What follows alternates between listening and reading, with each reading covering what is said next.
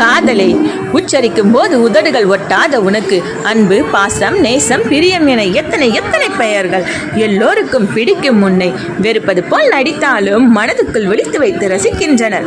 மனிதரின் நிலைப்பாடுகளிலேயே நிர்ணயிக்கப்படுகிறது உனது வெற்றியும் தோல்வியும்.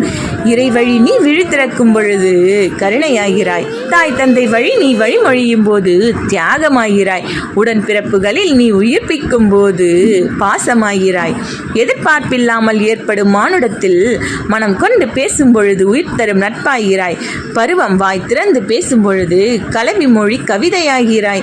எப்போதும் எந்த சூழலில் எவரிடமும் எந்த வயதிலும் சட்டென்று உயிர் கொண்டு வாழும் ஜீவன் நீ. காட்டு மிராண்டியாய் திரிந்த மானுடத்தை ஆசை கொக்கி ஈட்டு அனைத்து ஆதி முதல் அந்தம் வரை ஆளும் ஆளுமை நீ. மழலைகளின் அடிமை நீ. கவிஞர்களின் கற்பனைக்கேற்று வளைந்து கொடுக்கும் நாணல் நீ. சாவில்லாத வீடு போல் நீ இல்லாத மனிதன் இல்லை இந்த பூமியில். உன்னால் வளர்கிறது சந்ததிகளும் பல சன்னதிகளும்.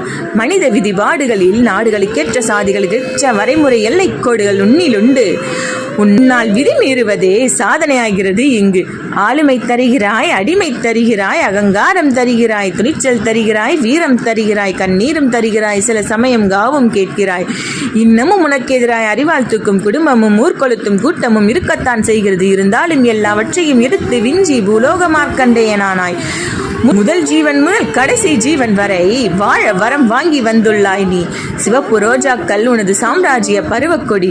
உன்னை தினம் தினம் புரட்ட புதுமையான புதினமாயிருக்கிறது. உன்னை எழுதும் உணரும் உன்னோடு வாழும் நிமிடங்கள் தான் பூமியின் உயிர்கள். உயிர்ப்பான நிமிடங்கள் வாழ்க நீ.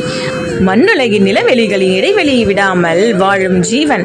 எங்கும் பறந்து விரிந்து வளரட்டும் உன் நேசம். மானுடம் வற்றாத உதிர நதி. நன்றி, வணக்கம்.